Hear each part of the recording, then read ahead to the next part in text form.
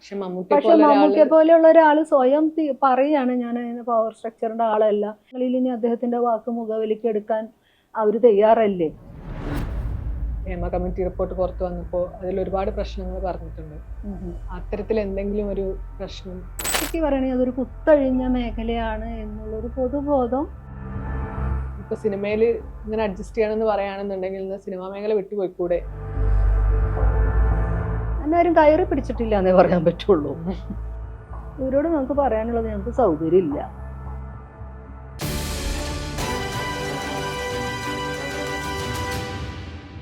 നടി ജോളി ചെറിയത്താണ് ഇന്ന് ന്യൂസ് മലയാളത്തിനൊപ്പം ഉള്ളത്. ഹേമ കമ്മിറ്റി റിപ്പോർട്ട് 5 വർഷത്തിന് ശേഷം പുറത്തു വന്നിരിക്കുകയാണ്. അതിൽ WCCന്റെ പ്രവർത്തനങ്ങളും നിലപാടുകളൊക്കെ അഭിനന്ദനം അർഹിക്കുന്ന കാര്യമാണ്. അതോടൊപ്പം തന്നെ ഇപ്പോൾ ഒരുപാട് വെളിപ്പെടുത്തലുകൾ വരുന്നുണ്ട്. നടിമാര് ജൂനിയർ ആർട്ടിസ്റ്റുകളൊക്കെ മുന്നോട്ട് വന്നത്. അപ്പോൾ ഇത് സ്ത്രീകൾക്ക് ഈ റിപ്പോർട്ട് പുറത്തു വന്നത് ഒരു ധൈര്യം തന്നിട്ടുണ്ടെന്ന് തോന്നുന്നുണ്ടോ? തീർച്ചയായിട്ടും. അതല്ലെങ്കിൽ ഇപ്പോൾ ഇങ്ങനൊരു ആധികാരികമായ റിപ്പോർട്ട് ഇല്ലായിരുന്നെങ്കിൽ ആരും തുറന്നു പറയാൻ തന്നെ തയ്യാറാവില്ലല്ലോ. കാരണം ഇതിൻ്റെ അർത്ഥം ഇത് വളരെ മുന്നേ തന്നെ ഇത്തരം പ്രവണതകൾ ഇൻഡസ്ട്രിക്കകത്തുണ്ട്. പക്ഷെ അവർക്കത് പറയാനുള്ളൊരു വേദി ഉണ്ടായിരുന്നില്ല. അപ്പോൾ അങ്ങനെ ഒരു വേദി ഉണ്ടെന്ന് അവർക്ക് തന്നെ ഒരു ആത്മവിശ്വാസം വന്നപ്പോൾ അതും തന്നെ ഒരു ആധികാരികതയുള്ള ഒരു ബോഡിയാണ് എന്നുള്ളൊരു ആത്മവിശ്വാസത്തിൻ്റെ പുറത്തും കൂടിയാണല്ലോ. അപ്പോൾ ഇത് വെറുതെ വന്നിങ്ങനെ പറയുകയല്ല, അവർക്ക് അതിനകത്തൊരു സൊല്യൂഷൻ വേണമെന്ന് ആഗ്രഹിക്കുന്നതുകൊണ്ടും കൂടിയാണ് അവർ വന്ന് പറയുന്നത്. അപ്പോൾ ആ അർത്ഥത്തിൽ ഈ ഒരു കമ്മിറ്റി രൂപപ്പെടാനും അതിൻ്റെ ഒരു വെളിപ്പെടുത്തലുകൾ ഇങ്ങനെ ഭാഗികമായിട്ടാണെങ്കിലും പുറത്തു വരാനും അത് ദേശീയ തലത്തിൽ തന്നെ ശ്രദ്ധ പിടിച്ചു പറ്റുകയും തങ്ങളുടേതായിട്ടുള്ള ഇൻഡസ്ട്രിയിൽ മാറ്റങ്ങൾ വരണമെന്ന് അവിടെയുള്ളവരും അത് ആഗ്രഹിക്കുന്ന വിധത്തിലേക്ക് കാര്യങ്ങൾ മാറാന്ന് പറയുമ്പോൾ നമുക്ക് ഭയങ്കര സന്തോഷമുള്ളൊരു കാര്യം തന്നെയാണ്. അതത്ര ചെറിയൊരു തുടക്കമല്ലല്ലോ.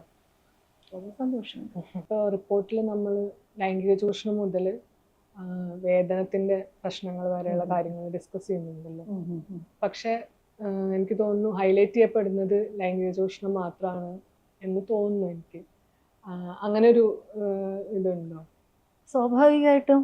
കാരണം ഒരു വിഷയത്തിൽ നിന്നൊരു സെൻസേഷൻ ഉണ്ടാവുക എന്നുള്ളതാണല്ലോ നമ്മളെ പിടിച്ചിരുത്തുന്നത് വാർത്തകൾക്ക് മുന്നിൽ. അപ്പോൾ സ്വാഭാവികമായിട്ടും നമ്മൾ ക്യൂരിയോസിറ്റി അധികമുള്ളതും നമ്മളേതായിട്ടുള്ള ലൈംഗിക ദാരിദ്ര്യങ്ങൾ അധികമുള്ള ഒരു സമൂഹത്തിൻ്റെയും ഒരു പ്രശ്നം കൂടിയാണ് അത് ഹൈലൈറ്റ് ചെയ്യപ്പെടുന്നു എന്നുള്ളത്. പിന്നെ സിനിമ എന്ന് പറയുമ്പോൾ കുറച്ചും കൂടി ഒരു പച്ചയ്ക്ക് പറയണമെങ്കിൽ അതൊരു കുത്തഴിഞ്ഞ മേഖലയാണ് എന്നുള്ളൊരു പൊതുബോധം നമ്മുടെ ഉള്ളിലുണ്ട്. അപ്പോൾ അതിനെയും കൂടി ശരിവെക്കുന്ന പോയിന്റുകളിലേക്കാണ് ആളുകൾക്ക് എത്താൻ ആഗ്രഹം. അതല്ലാതെ കാതലായ പ്രശ്നം അത് മാത്രമല്ല.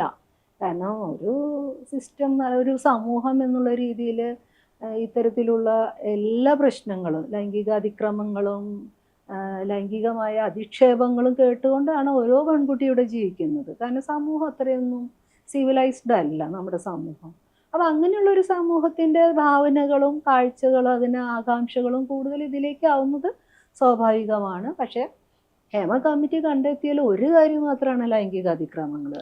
അതിനപ്പുറത്ത് അവിടെ ഒരു സേഫായിട്ടുള്ള വർക്ക് സ്പേസ് ഇല്ലെന്നും വിവേചനങ്ങൾ അനുഭവിക്കുന്നെന്നും അതുപോലെ തൊഴിലിന് വേതനമില്ലെന്നും ഇതെല്ലാം പറഞ്ഞാൽ തന്നെ നടക്കാൻ പറ്റാത്ത വിധത്തിൽ അപായകരമായ ചില സിറ്റുവേഷൻസ് അവിടെ ഉണ്ടെന്നും കൂടെ അവർ കണ്ടെത്തിയിട്ടുണ്ട്.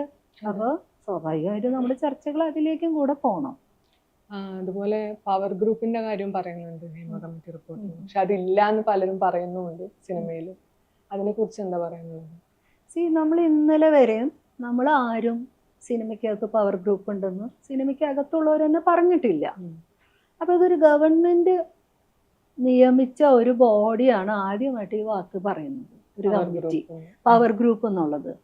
അപ്പം നമ്മളെ സംബന്ധിച്ച് അവർക്കത് അങ്ങനെ ഒരു വാക്ക് അവർ കണ്ടെത്തണമെങ്കിൽ അവർ ഫൈൻഡിങ്സിൽ നിന്നാണ് അത് കണ്ടെത്തുന്നത് അല്ലേ. അതല്ലാതെ നമ്മൾ ആരെങ്കിലും കുത്തിയിരുന്ന് പവർ ഗ്രൂപ്പ് ഉണ്ടെന്ന് പറയല്ലേ ചെയ്തത്. മറിച്ച് നമ്മൾ അതിനകത്ത് വിവേചനങ്ങളും അതിനകത്ത് സ്ത്രീകൾ സവിശേഷമായിട്ട് അനുഭവിക്കുന്ന ലൈംഗിക അതിക്രമങ്ങൾ വരെയുള്ള പ്രശ്നങ്ങൾ തന്നെ സമൂഹം നോക്കിക്കാണാൻ തുടങ്ങിയത് എപ്പോഴാണ്? ഒരു നടിക്ക്, അതിൽ തന്നെ പ്രബലയായ ഒരു നടിക്കുണ്ടായ ഏറ്റവും അനിഷ്ടമായ ഒരു സംഭവത്തിൻ്റെ പുറത്താണ്. അതർവൈസ് ഇത് ആരെങ്കിലും ഇതിനെക്കുറിച്ച് കൺസേൺ ആയിരുന്നു? അപ്പോൾ നമ്മൾ മനസ്സിലാക്കേണ്ടത് ഗവൺമെൻറ് തന്നെ സെറ്റ് ചെയ്ത ഒരു ജസ്റ്റിസ് അടങ്ങുന്ന ഒരു കമ്മിറ്റിക്ക് മുമ്പിൽ സ്ത്രീകൾ ഇത് പറയുകയും, സ്ത്രീകൾ മാത്രമല്ല പുരുഷന്മാരും, സ്ത്രീകൾ മാത്രം പറഞ്ഞതല്ല. ഇപ്പൊ എനിക്ക് തോന്നുന്നു ആളുകൾക്ക് അങ്ങനെയും കൂടെ ഒരു തെറ്റിദ്ധാരണയുണ്ട്, ഇതെന്ത് സ്ത്രീകളുടെ മാത്രം വിഷയമായിട്ടാണ്. അല്ല, സിനിമ ഇൻഡസ്ട്രിയുടെ എങ്ങനെയാണ് അത് ഫങ്ഷൻ ചെയ്യണേ എന്നുള്ളതാണ് ഇവർ കണ്ടെത്തുന്നത്. അപ്പോൾ അവരെ ഫൈൻഡിങ്സിൽ നിന്ന് അവർ മനസ്സിലാക്കിയത് പവർ ഗ്രൂപ്പ് ഉണ്ട്, പ്രബലമായ ഒരു പവർ ഗ്രൂപ്പ് ഉണ്ട് എന്ന് മനസ്സിലാക്കിയതിന് ശേഷം വന്നൊരു ടേമാണ് അത്. അപ്പൊ അത് നമ്മൾ ഹേമ കമ്മിറ്റിയോട് ചോദിക്കണം, എന്തുകൊണ്ടാണ് നിങ്ങൾ പവർ ഗ്രൂപ്പ് ഉണ്ട് എന്ന് പറഞ്ഞതെന്ന്, അല്ലേ? അതല്ലാതെ ഇവിടുത്തെ നമ്മൾ സാധാരണ മനുഷ്യരോ നടികളോ ആരും അതങ്ങനെ ഉപയോഗിച്ചിട്ടില്ല ആ വാക്ക്. പക്ഷെ പവർ ഗ്രൂപ്പ് ഇല്ലെങ്കിൽ നല്ലതാണ്, പക്ഷെ പവർ ഗ്രൂപ്പ് ഉണ്ടെന്ന് നമുക്ക് തോന്നുന്ന വിധത്തിൽ. പിന്നെ പവർ ഗ്രൂപ്പ് എന്ന് പറയുമ്പോൾ ഏതൊരു സിസ്റ്റത്തിനകത്തും ഒരു സമൂഹത്തിലും ആരിലേക്കാണ് കൂടുതൽ ധനവും അധികാരവും കേന്ദ്രീകരിക്കപ്പെടുന്നത്, അവർ ആ ഒരു ഇടത്തിലെ പവർ സ്ട്രക്ചറിന്റെ ഏറ്റവും ഹയർ, അവർക്ക് അത് മാനസികമായിട്ട് അവർ അങ്ങനെയല്ലേ ഇരിക്കും, അവർ വിനയരായിരിക്കും, വിനയവും എളിമയും ഒക്കെ ഉള്ളവരൊക്കെ ആയിരിക്കും ജീവിതത്തിലും ശൈലിയിലൊക്കെ. പക്ഷെ പൊതുവെ സമൂഹം നോക്കിക്കാണുന്നത് ഇവരുടെ ആർജിത സ്വത്തുക്കൾ, ഇവർ അനുഭവിക്കുന്ന ലക്ഷറി ഒക്കെ വെച്ചിട്ടാണ് അവരെ പവർ ഗ്രൂപ്പായിട്ട് നമ്മൾ കാണുന്നത്. അപ്പോൾ സ്വാഭാവികമായിട്ടും അവർക്കാണ് കുറേ കൂടി ആ സെറ്റിനകത്ത് അധികാരം, അല്ലെങ്കിൽ ആ ഇൻഡസ്ട്രിക്കകത്ത് അധികാരം എന്നുള്ളത് തള്ളിക്കളയാൻ പറ്റുന്ന ഒരു വസ്തുതയല്ല. ഇനി അത് തന്നെ പവർ സ്ട്രക്ചറിന്റെ എല്ലാ സ്വഭാവവും മാറും. ഇപ്പോൾ ചെറിയൊരു, അതായത് നിങ്ങൾ 1ാം നിര 2ാം നിര 3ാം നിര എന്ന് പറഞ്ഞിട്ട് തന്നെ നമ്മൾ അടയാളപ്പെടുത്തി വെച്ചിട്ടുണ്ടല്ലോ ആർട്ടിസ്റ്റുകളെ. അതിലിപ്പോൾ ഒരു 2ാം നിരയിലെ ഒരു നായകനോ നായികയോ വർക്ക് ചെയ്യുന്ന ഒരു സ്പേസിനകത്ത് അവിടുത്തെ ഹൈറാർക്കി എന്ന് പറയുന്നത് അവരാണ്. ആ പവർ സ്ട്രക്ചർ എന്ന് പറയുന്നത് പ്രൊഡ്യൂസറും മെയിനായിട്ട് വരുന്ന ആ നടനും ഡയറക്ടറും ചേർന്നതാണ്. അപ്പൊ അത് പറഞ്ഞാൽ ഇത് മാറിക്കൊണ്ടിരിക്കും. പക്ഷെ ഇതിന്റെ ഒക്കെ മേലെ നിൽക്കുന്ന ഒരു ഹൈറാർക്കിയൽ സ്ട്രക്ചർ ഉണ്ട് എന്ന് ഹേമ കമ്മിറ്റി കണ്ടെത്തിയിട്ടുണ്ട്. അപ്പൊ അതിലേക്ക് നമ്മളല്ല അതിനെ ആൻസർ ചെയ്യേണ്ടത്, എന്തുകൊണ്ടായിരിക്കും ആ നിരീക്ഷണം എന്നുള്ളത്. ഇപ്പോൾ ഹേമ കമ്മിറ്റി റിപ്പോർട്ട് പുറത്തു വന്നതിന് പിന്നാലെ മറ്റ് സിനിമ മേഖലകളിലേക്കും ഇതിൻ്റെ ഒരു എഫക്റ്റ് നമുക്ക് കാണാൻ സാധിക്കുന്നുണ്ട്. ഇപ്പോൾ കഴിഞ്ഞ ദിവസം സമാന്ത ഒരു പോസ്റ്റ് ഷെയർ ചെയ്തിട്ടുണ്ടായിരുന്നു. അവിടുത്തെ ഒരു സംഘടന ഹേമ കമ്മിറ്റി റിപ്പോർട്ട് പോലത്തെ അവിടെ ഒരു റിപ്പോർട്ട് പുറത്തു വരണം എന്ന് പറഞ്ഞിട്ട് തെലുങ്ക് ഫിലിം ഇൻഡസ്ട്രിയിൽ അവിടുത്തെ സ്ത്രീകൾ അതിനു വേണ്ടിയിട്ട് സംസാരിക്കാൻ തുടങ്ങിയിട്ടുണ്ട്. അപ്പൊ ഇതൊരു റെവല്യൂഷന് തുടക്കം കുറിക്കുന്ന ഒരു കാര്യമായിട്ട് തോന്നുന്നുണ്ടോ? ഉറപ്പായിട്ടും. കാരണം ഭൂമിയിൽ ഏതെങ്കിലും വിധത്തിലുള്ള വിപ്ലവ ചലനങ്ങൾ, സമൂലമായ മാറ്റത്തിലേക്ക് അട്ടിമറിച്ച ചലനങ്ങളൊക്കെ എപ്പോഴും ചെറിയ ചെറിയ ഗ്രൂപ്പിൽ നിന്ന് തുടങ്ങിയത്. നമ്മുടെ ഹിസ്റ്ററി മുഴുവൻ എടുത്തു കഴിഞ്ഞാൽ അതങ്ങനെ പിന്നീട് അതിലേക്ക് അത്രയും ഒപ്രസ്ഡ് ആയിട്ടുള്ള, ഇതെല്ലാം പറയാനും ഇത് എക്സ്പ്രസ് ചെയ്യാനും ശേഷിയില്ലാത്ത മനുഷ്യർ അത്തരം ചലനങ്ങളിലേക്ക് എത്തിപ്പെടുകയാണ് ഉണ്ടായത്. അല്ലാതെ ആദ്യമേ തന്നെ എല്ലാവരും കൂടി കളക്റ്റീവായിട്ട് വന്നിട്ട് ഒരു വിപ്ലവമൊന്നും ഭൂമിയിൽ ഉണ്ടായിട്ടില്ല. എപ്പോഴും ചെറിയ ചെറിയ തുടക്കങ്ങളാണ്. അപ്പം അതിനെ റിലേറ്റ് ചെയ്യുന്ന, അതിലേക്ക് നമ്മളുടെ പ്രശ്നങ്ങളെ ഉൾപ്പെടുത്താൻ പറ്റുമല്ലോ എന്നും കൂടെ ആഗ്രഹിക്കുന്ന മനുഷ്യരാണ് പിന്നെ അത് ഏറ്റെടുക്കുന്നത്. എപ്പോഴും ഒരു ചെറിയ തീപ്പൊരി തന്നെയാണല്ലോ വലിയ തീപിടുത്തത്തിലേക്ക് എത്തിക്കുക എന്ന് പറഞ്ഞതുപോലെയാണത്. അപ്പോൾ ഇത് മേ ബി ഞങ്ങളെ സംബന്ധിച്ച് ഇനി ഞങ്ങൾ തീരെ ഇൻഡസ്ട്രിയിൽ ഉണ്ടാവില്ലായിരിക്കും, മേ ബി. കാരണം ഞങ്ങൾ ഇതുവരെയുള്ള ഞങ്ങളൊരു അനുഭവം വെച്ചിട്ട് നമ്മൾ എങ്ങനെയാണ് കോർണർ ചെയ്യപ്പെടണമെന്നൊക്കെ ഞങ്ങൾക്ക് കുറച്ച് സ്ത്രീകൾക്ക് അറിയാം. അപ്പോൾ പക്ഷേ ഇതിൽ ഏറ്റവും വലിയ സന്തോഷം എന്ന് പറഞ്ഞ കാര്യം, ഇന്നലെ വരെ ഞങ്ങളെ കളിയാക്കിയിരുന്ന അതേ സമൂഹം തന്നെ ഈ സ്ത്രീകൾ പറയാൻ ശ്രമിച്ചതിൽ കുറച്ച് കാര്യങ്ങളുണ്ടല്ലോ എന്നും കൂടെ ചിന്തിക്കാൻ തുടങ്ങി. അപ്പോൾ നമ്മൾ അണ്ടർ എസ്റ്റിമേറ്റ് ചെയ്തതിൻ്റെ പ്രശ്നമാണ് ഇത്. നമ്മൾ 7 വർഷം മുന്നേ ആ ഒരു പ്രിവിലേജ്ഡ് ആയിട്ടുള്ള ഒരു സ്ത്രീക്ക് എതിരെ ആണെങ്കിലും ആ വിഷയത്തെ അഡ്രസ്സ് ചെയ്യേണ്ട ഒരു വിധങ്ങൾ, ഇങ്ങനെ ആയിരിക്കണം, എങ്ങനെ നിൽക്കണം, എന്ത് പൊസിഷൻ എടുക്കണമെന്ന് നമ്മൾ പ്ലീഡ് ചെയ്തുകൊണ്ടിരിക്കുകയായിരുന്നു. അപ്പം അതൊന്നും അവർ കൺസിഡർ ചെയ്യാനേ തയ്യാറായിരുന്നില്ല. അപ്പോൾ ഇതിനകത്ത് ആരൊക്കെ എന്ത് പൊസിഷൻ എടുക്കും എന്നുള്ളതൊക്കെ നിങ്ങൾ തന്നെ മാധ്യമപ്രവർത്തകരെന്നെ കണ്ടതാണ്.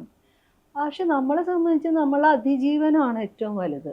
ഒരു വർക്ക് സ്പേസിനകത്ത് നമ്മൾ എക്സിസ്റ്റ് ചെയ്യുക എന്നുള്ളത് മാത്രമല്ല, ആത്മാഭിമാനത്തോടുകൂടെ അന്തസ്സോടുകൂടെ എക്സിസ്റ്റ് ചെയ്യുക എന്നുള്ളതും കൂടിയാണ് ഒരു പരിഷ്കൃത സമൂഹത്തെ സ്വപ്നം കാണുന്ന മനുഷ്യന്മാർ ആദ്യം കരുതുക. അപ്പോൾ അതിൻ്റെയും കൂടെ ഭാഗമായിട്ട് എടുക്കുന്ന ജോലികളുടെയും റിഫ്ലക്ഷനാണത്. അപ്പോൾ എനിക്ക് തോന്നുന്നത് ഇത് എല്ലാവരും ഏറ്റെടുക്കുന്നു. ഇൻഡസ്ട്രി കുറേ കാലം എല്ലാവരെയും നമുക്ക് ഒപ്രസ് ചെയ്ത് വെക്കാൻ പറ്റില്ല. എത്ര കാലം വയ്ക്കും? ഏത് സിംഹാസനങ്ങളായിക്കോട്ടെ, ഏത് ഭരണാധികാരികളായിക്കോട്ടെ, അവരെല്ലാം അട്ടിമറിയപ്പെട്ടിട്ടുണ്ട്. അതായത് നല്ല നടത്തിപ്പുകാരല്ലാത്തവരെല്ലാം അട്ടിമറിയപ്പെടുന്ന കാര്യങ്ങളിലേക്ക് പോയിട്ടുണ്ട്. അപ്പം നമ്മളെ സംബന്ധിച്ച് ഇത് വലിയ വിപ്ലവത്തിനുള്ള ഒരു തിരികൊളുത്തലായിട്ടൊന്നുമല്ല. നമ്മൾ ഇതിനെ കണ്ടത്. നമ്മളെ വർക്ക് സ്പേസ് ഒന്ന് ക്ലെൻസ് ചെയ്യണം. കുറച്ചും കൂടി മനുഷ്യർക്ക് എല്ലാവർക്കും തൊഴിലെടുക്കുന്നവർക്കൊക്കെ സമാധാനപൂർണവും അന്തസ്സും ഉള്ള ഒരു ജീവിതം ആ സ്പേസിൽ നിന്ന് വരുമാനം ജനറേറ്റ് ചെയ്ത് തന്നെ കിട്ടണം. അപ്പോൾ ഇത്തരം കുറേ പ്രശ്നങ്ങളിലേക്കാണ് നമ്മൾ ഒന്ന് ചൂണ്ടാൻ ശ്രമിച്ചത്. അത് നടന്നു. ഇപ്പോൾ റിപ്പോർട്ട് പുറത്തു വന്നതിന് ശേഷം പല ഘട്ടങ്ങളിലായിട്ട് WCC പല അഭിപ്രായങ്ങളും നിലപാടുകളും ഒക്കെ എടുത്തിട്ടുണ്ട്. പക്ഷെ അപ്പോഴും നമ്മുടെ സിനിമാ മേഖലയിലെ ഒരു കൂട്ടം ആണുങ്ങൾ ഇതിനെക്കുറിച്ച് ഒന്നും പറയാതെ നിശബ്ദരായിട്ടിരിക്കുകയാണ്. അപ്പം അതിനെക്കുറിച്ച് എന്താ പറയാനുള്ളത്? ഈ സിനിമാ മേഖലയിലെന്ന് പറഞ്ഞാൽ ആർട്ടിസ്റ്റുകൾക്കൊഴികെ ബാക്കി എല്ലാവർക്കും ഒരു തൊഴിൽ സംഘടനയുണ്ട്. ഇപ്പോൾ ബാക്കിയുള്ളവർ ഇപ്പോൾ ആർട്ടിസ്റ്റുകളുടെ കാര്യത്തിൽ നോക്കുമ്പോൾ അമ്മ എന്ന് പറഞ്ഞൊരു സംഘടന ഉണ്ടെന്ന് പറയുമ്പോൾ അതൊരു തൊഴിൽ യൂണിയൻ അല്ല. അത് തിരിച്ചും നമ്മളാണെങ്കിലും നമ്മളൊരു വർക്ക് സ്പേസിന് വേണ്ടിയിട്ട് സ്ത്രീകളുടെ സവിശേഷമായിട്ടുള്ള ചില അധികാര അവകാശങ്ങൾക്ക് വേണ്ടി പണിയെടുക്കുന്ന ഒരു ചെറിയ കളക്റ്റീവാണ്. ഞങ്ങൾക്കതൊരു സംഘടന എന്ന് പോലും സംഘടനാ ഫലമുള്ള ആളുകളല്ല ഞങ്ങൾ. പക്ഷെ അതേസമയം നമുക്ക് ഇങ്ങനെ പോരാ. അതിപ്പോൾ നമ്മളൊരു പൗരസമൂഹത്തിലെ വ്യക്തി എന്നുള്ള രീതിയിലും കൂടിയാണ് ആ പൊസിഷൻ എടുക്കുന്നത്, അല്ലാണ്ട് സിനിമയുടെ അകത്തെ വ്യക്തി എന്നുള്ള രീതിയിൽ മാത്രമല്ല. അപ്പോൾ നമ്മൾ മുന്നോട്ട് വയ്ക്കുന്ന ഒരു ആശയം എന്ന് പറഞ്ഞാൽ പൗരസമൂഹത്തിനും കൂടി നാളേക്ക് ഗുണം ചെയ്യുന്ന ഒരു ആശയമാണ്. അത് ആളുകളിപ്പോൾ മനസ്സിലാക്കുന്നുണ്ട്. കാരണം നമ്മളെ സംബന്ധിച്ച് ആരെങ്കിലും കൊണ്ട് പൊസിഷൻ എടുപ്പിക്കുക എന്നുള്ളത് നമ്മളെ ബാധ്യതയല്ല. പക്ഷെ നമ്മൾ പ്രശ്നങ്ങൾ ഉന്നയിക്കുന്നുണ്ടായിരുന്നു, അത് ഗവൺമെൻറ്റിലേക്ക് അറിയിക്കുന്നുണ്ടായിരുന്നു. അപ്പോൾ ഓരോ സംഘടനകളെ അറിയിക്കുകയും നമ്മൾ അത് ഗവൺമെൻറ്റിലേക്ക് എത്തിക്കുകയും ചെയ്യുമ്പോഴൊക്കെ കാരവാനിലിരുന്ന് ഫേസ്ബുക്കിൽ പോസ്റ്റ് ഇടുന്ന ഫെമിനിസ്റ്റുകൾ എന്നുള്ള രീതിയിലാണ് നമ്മളെ കളിയാക്കിക്കൊണ്ടിരുന്നിരുന്നത്. പക്ഷെ നമുക്കറിയാലോ നമ്മളെല്ലാം കാരവാൻ്റെയോ അല്ലെങ്കിൽ സിനിമ ഇൻഡസ്ട്രിയുടെ ലുക്രേറ്റീവ് ആയിട്ടുള്ള സുഖ സൗകര്യങ്ങൾ എൻജോയ് ചെയ്യുന്നവരല്ല ബഹുഭൂരിപക്ഷമൊന്നും.